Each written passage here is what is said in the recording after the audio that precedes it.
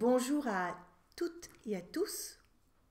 Nous voici dans le troisième article consacré à la sexualité dans le cadre de cet échange amical avec Alexandre, le Love Coach numéro 1, Alexandre Cormon, mon ami. Et dans ce troisième article, je vais vous parler de sensualité. Donc, je suis Edith Lassia, la coach des femmes solaires, auteure d'un grand programme sur le couple, booster votre couple, réveiller l'amoureuse en vous, et d'un programme qui s'appelle le Happy Sex, qui est vraiment un programme waouh.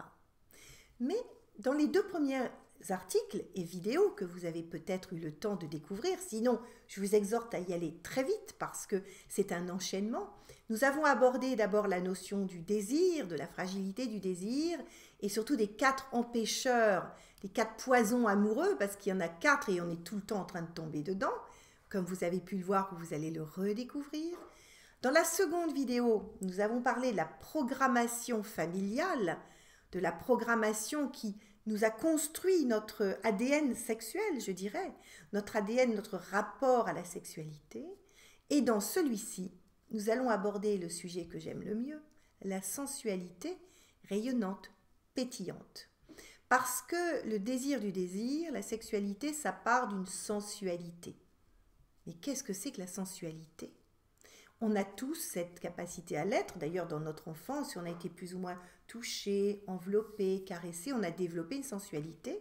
On peut être très sensuel naturellement ou moins, mais on a tous un potentiel sensuel énorme, puisque par essence, quand l'enfant naît, et nous avons tous été un bébé, nous avons besoin d'être touchés. Mais parfois, on ne l'a pas été, ou parce que nos familles ont été plutôt dans un côté très retenu, prudent, on ne touche pas, eh bien, on est passé à côté de cette clé essentielle.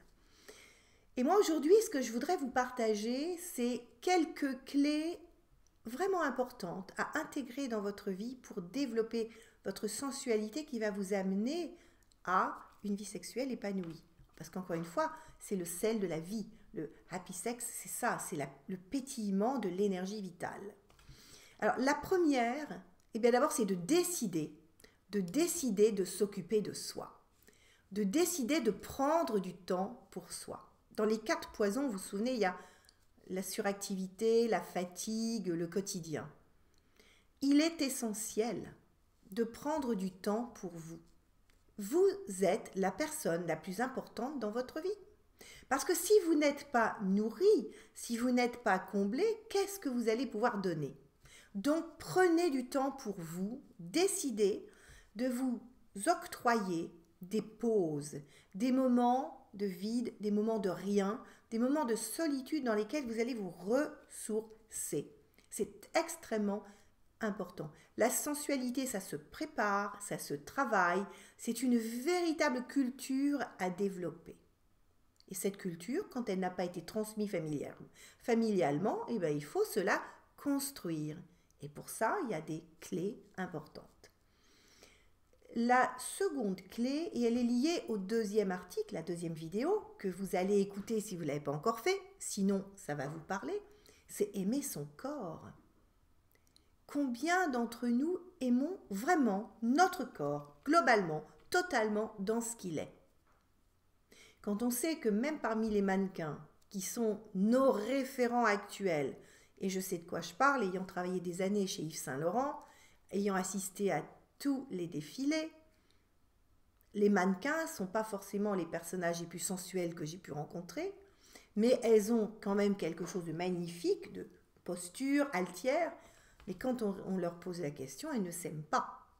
Donc nous qui ne sommes pas des mannequins de Saint Laurent ou d'ailleurs, nous avons aussi un rapport à notre corps qui parfois est délicat, qui peut être dû à... Je vais vous partager quelque chose. Moi, je me souviens quand j'étais toute jeune, première fois que mon frère aîné, qui a 10 ans plus que moi, me voit les seins nus sur une plage, il me regarde, puis oh, tu es copieuse. Ça voulait dire tu es belle, tu es généreuse. Et moi, je l'ai pris comme une claque monumentale. J'ai mis des années à accepter que j'avais une belle poitrine. Combien de femmes, parmi toutes celles que j'ai accompagnées, m'ont dit, mais je n'aime pas telle partie de mon corps, je voudrais avoir des seins comme ci, des seins comme ça, des fesses comme ci, des fesses comme ça. Il y en a qui n'aiment pas même leurs mains, leurs pieds, enfin c'est inouï. Et pourquoi ? Parce que souvent, on n'a pas eu un regard bienveillant autour de nous. Donc la seconde des choses, puisqu'on a parlé de temps pour soi d'abord, c'est de réapprendre à apprivoiser son corps et à l'aimer. Parce que le corps amoureux n'est pas le même que le corps du miroir. C'est pas le corps magazine. Le corps amoureux, c'est un corps vivant, sensuel, qui a une autre dimension beaucoup plus fine, subtile, et surtout, c'est un corps, et comme je le disais, un corps vivant. J'irai même plus loin, beaucoup d'hommes aiment dans notre corps ce que parfois nous n'aimons pas. Ça, c'est aussi important de l'entendre. Mais comme quand on n'aime pas quelque chose, on n'entend pas ce qu'on nous en dit, évidemment, c'est un peu un cercle vicieux.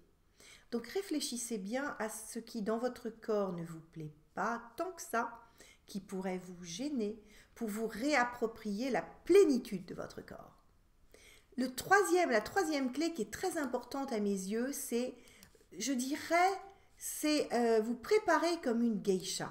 D'abord pour vous, pour réapprendre à vous aimer si vous avez un désamour, ce qui est le cas de 90% des femmes.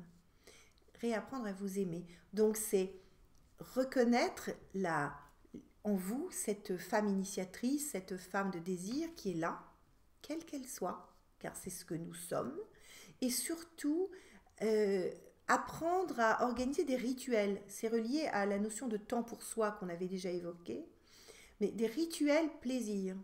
Alors, trouvez ceux qui vous parlent le plus. Est-ce que c'est un bain parfumé avec des bougies? Est-ce que c'est une thalasso de temps en temps? Est-ce que c'est... Peu importe ce que c'est. Trouvez vos rituels plaisir, ceux qui vous font vous sentir femme jusqu'au bout des ongles. Qu'est-ce qui vous fait du bien? Découvrez-les et assumez-le. Et enfin, last but not least, comme disent nos amis anglo-saxons, découvrez et redécouvrez la volupté à deux. Parce qu'une fois que vous avez retrouvé votre énergie, votre sensualité, votre goût de vous, c'est important d'organiser des pauses amoureuses, des pauses câlines, des pauses différentes, créatives, sensuelles à deux, qui ne soient pas forcément liées à la sexualité directement. Je vous raconterai dans le prochain webinaire que nous allons faire avec Alexandre l'histoire du VIP. C'est une histoire incroyable, comment transformer son mari en amant. En tout cas, j'espère que ces 3 articles et ces 3 vidéos vous ont apporté déjà de précieuses pépites. À très bientôt.